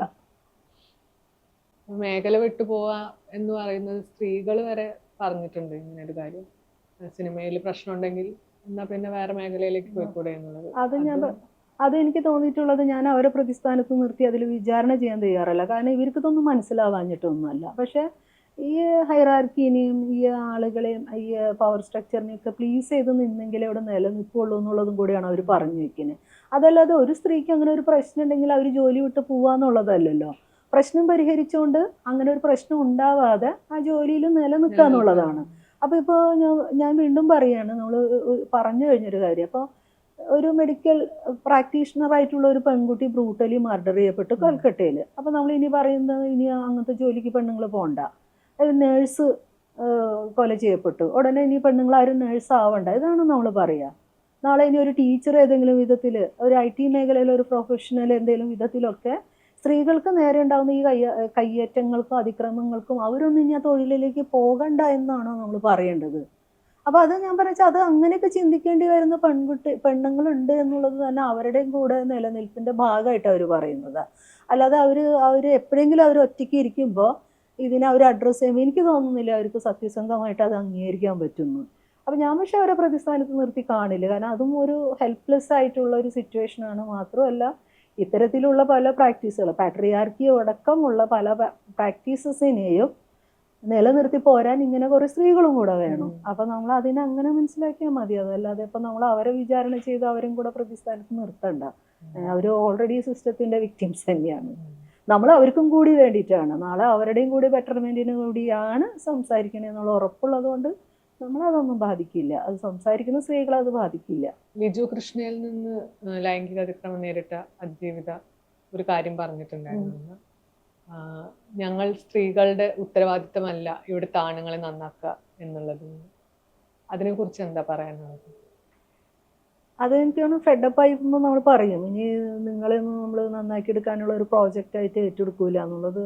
അത് സത്യമാണ്. കാരണം നമുക്ക് എവിടെ ജീവിക്കാൻ നേരം ഇഞ്ചോട് ഇഞ്ച് ഇവരെ കറക്റ്റ് ചെയ്തിട്ടും നോക്കൂ ഞങ്ങൾ മനുഷ്യനാണ്, നിങ്ങൾ കൂടെ കോ എക്സിസ്റ്റ് ചെയ്യേണ്ട ഒരു മനുഷ്യജീവിയാണ്, സഹപ്രവർത്തകയാണ്, സഹധർമ്മിണിയാണ്, ഇന്നിങ്ങനെ ഒരോട് നമുക്ക് ഓരോ സമയം പറഞ്ഞ് മടുത്തു കഴിഞ്ഞു. സ്ത്രീകൾ മടുത്തു കഴിഞ്ഞു. ഇതൊരു 10,000 വർഷമായല്ലോ നമ്മളിത് തുടങ്ങിയത്. പാട്രിയാർക്കി എന്നൊരു സിസ്റ്റം 10,000-ലേറെ വർഷങ്ങൾ. അപ്പം അതിനു മുന്നും മനുഷ്യജീവിതം ഉണ്ടായിരുന്നു, അതിൻ്റെതായ ഫോമുകൾ ഉണ്ടായിരുന്നു. അപ്പോൾ ഹിസ്റ്ററിയിൽ ഏതെങ്കിലും സ്ഥലത്ത് വരുമ്പോൾ ഏറ്റവും കൂടുതൽ പവർ എൻജോയ് ചെയ്യാവുന്ന വിഭാഗങ്ങൾ അതിൽ തന്നെ സ്റ്റക്കായി നിന്ന് പോവാണ്. അവർക്കത് ഇനി ആ കംഫർട്ട് സോണിൽ നിന്ന് ഇറങ്ങാൻ തയ്യാറല്ല. പക്ഷെ അവർ മനസ്സിലാക്കേണ്ടത് ഹിസ്റ്ററി എല്ലാ കാലവും ഇങ്ങനെ പോയിട്ടില്ല. എപ്പോഴും ഒരു വിഭാഗം മാത്രം കൂടുതൽ ആധിപത്യവും അധികാരവും സുഖ സൗകര്യങ്ങളും എൻജോയ് ചെയ്യുകയും മറ്റുള്ളവർ അടിമ സമാനമായി ജീവിക്കുന്നു വരുന്നതെല്ലാം അട്ടിമറിക്കപ്പെട്ടിട്ടുണ്ട്. അത് എല്ലാ വിഭാഗങ്ങളിലും എല്ലാ വർഗങ്ങളിലും ഉണ്ടായിട്ടുണ്ട്. അപ്പം ഞാൻ പറയുന്നത് വെച്ചാൽ നമുക്കിനി നമുക്ക് ജീവിക്കണം എന്നുള്ളൊരു ആഗ്രഹം വരുമ്പോൾ ഇതൊന്നും പഠിപ്പിച്ചു കൊടുക്കാൻ നമുക്കിനി തയ്യാറല്ല എന്നുള്ളത്. പക്ഷെ നിർഭാഗ്യവശാൽ നമ്മൾ ഈ കോ എക്സിസ്റ്റൻസ് സാധ്യമാവണമെങ്കിൽ ഇത് നമ്മളുടെ ഒരു അധിക ബാധ്യതയും ഉത്തരവാദിത്തമായിട്ട് മാറുന്നുണ്ട്. ഈ കറക്ഷൻസ് വേണം എന്നുള്ളതും. അല്ലാതെ നമുക്ക് എന്ത് ചെയ്യാൻ പറ്റും? കാരണം നമുക്ക് സോഷ്യൽ ക്യാപിറ്റൽ ഇല്ല, നമ്മുടെ കയ്യിലാണോ പവർ? അധികാരമില്ല, പണമില്ല. നമ്മൾ ജോലി എടുത്ത് പണം ഉണ്ടാക്കുന്നു എന്നുള്ളതല്ല. അത് അതിൻ്റെ ആ ഒരു സിസ്റ്റം നോക്കുമ്പോൾ സോഷ്യൽ ക്യാപിറ്റലിൽ നിന്ന് പുറത്ത് നിൽക്കുന്നവരാണ് സ്ത്രീകൾ. ഈ അധികാരവും ഇവരുടെ കയ്യിലാണ്, യുദ്ധവും ഇവരുടെ കയ്യിലാണ്, ആയുധവും ഇവരുടെ കയ്യിലാണ്, സെക്സ് എന്ന ടൂളും ഇവരുടെ കയ്യിലാണ്. അപ്പോൾ അതുകൊണ്ട് തന്നെ ഇതിൻ്റെ എല്ലാ റിസീവിങ് എൻഡിൽ നിൽക്കുന്ന ഒരു ജീവിവർഗം എന്നുള്ള രീതിയിൽ ഇവരെ കറക്റ്റ് ചെയ്യാന്നുള്ള അധിക ബാധ്യതയൊക്കെ നമ്മുടെ കയ്യിലുണ്ട്, നമ്മൾ ഫെഡപ്പ് ആയെങ്കിലും. അപ്പം അത് അങ്ങനെ എനിക്ക് തോന്നുന്നു അവരുടെ ഒരു നിരന്തരമായ ഫൈറ്റും ഈ ട്രോമയും അവരെ കൊണ്ട് അത് പറയിക്കുന്നതാണ്. പക്ഷെ അവരുടെ ഇൻറ്റൻഷൻ എന്ന് പറയുന്നത് ഞാനിത് പറയും കാരണം നാളെ വരുന്ന പെൺകുട്ടികൾക്ക് അതൊരു കരുത്താവുമെങ്കിൽ. അപ്പം അവരില്ലാതായെങ്കിൽ പോലും അവരൊരു പൊസിഷൻ എടുക്കുന്നുണ്ടല്ലോ. പക്ഷെ അവിടെ അവർ ചെയ്യുന്നത് അറിഞ്ഞും അറിയാതെയും ചെയ്യുന്നത് ഒരു കറക്റ്റീവ് മെഷേഴ്സ് എടുപ്പിക്കൽ തന്നെയല്ലേ ചെയ്യുന്നത്. അപ്പോൾ അതങ്ങനെയാണ് മനസ്സിലാക്കേണ്ടതെന്ന് എനിക്ക് തോന്നുന്നു. അല്ലാതെ അവരതിൽ നിന്ന് ഉത്തരവാദിത്വത്തിൽ നിന്ന് ഒഴിഞ്ഞു നിൽക്കുകയാണെങ്കിൽ അവർക്ക് മിണ്ടാതിരുന്നാൽ മതിയായിരുന്നു. പക്ഷെ സത്യത്തിൽ അവർ ആ ഫൈറ്റിലാണ്, ഈ സിസ്റ്റത്തിനെ കറക്റ്റ് ചെയ്യാനുള്ള ഫൈറ്റിലാണ് അത്. അപ്പോൾ ഇത്ര നേരം സംസാരിച്ചതിൽ താങ്ക് യു. ഇനിയും ഒരുപാട് ചേഞ്ചസ് മലയാള സിനിമയിൽ ഉണ്ടാവട്ടെ. സ്ത്രീകൾക്ക് സുരക്ഷിതമായിട്ടുള്ള ഒരിടമായി മാറട്ടെ മലയാള സിനിമ എന്ന് നമുക്ക് തീർച്ചയായിട്ടും വിചാരിക്കാം. സ്ത്രീകൾക്കും കുട്ടികൾക്കും മനുഷ്യർക്കും ഒക്കെ സുരക്ഷിതമായ ഇടങ്ങളാണ് വേണ്ടത്. ഒരു പരിഷ്കൃത സമൂഹം എന്നുള്ള രീതിയിൽ നമ്മൾ അതിനു വേണ്ടി തന്നെയാണ് പണിയെടുക്കേണ്ടതെന്ന് തോന്നുന്നു. ആത്യന്തികമായിട്ട് നമ്മുടെ നിലനിൽപ്പ് എന്ന് പറയുന്നത് നമ്മൾ ചുറ്റുമുള്ള മനുഷ്യരുടെയും സമാധാനത്തെയും കൂടെ ആശ്രയിച്ചിരിക്കുന്നതാണ്, വേറൊരു മനുഷ്യൻ്റെ സമാധാനം. അപ്പോൾ ചുറ്റുമുള്ള മനുഷ്യരും സമാധാനത്തിലും സന്തോഷത്തിലും അല്ലെങ്കിൽ അത് നമ്മളെ റിഫ്ലക്റ്റ് ചെയ്യും. അപ്പോൾ അതുകൊണ്ട് ഒരു പ്രോഗ്രസീവ് സൊസൈറ്റി എന്നുള്ള രീതിയിൽ നമുക്ക് അതിനു വേണ്ടി തന്നെ പണിയെടുക്കുകയും നമ്മൾ ഓരോരുത്തരുടെയും വർക്ക് സ്പേസുകൾ കുറച്ചുകൂടി മെച്ചപ്പെടട്ടെ എന്ന് തന്നെ ആഗ്രഹിക്കാം. Thank U.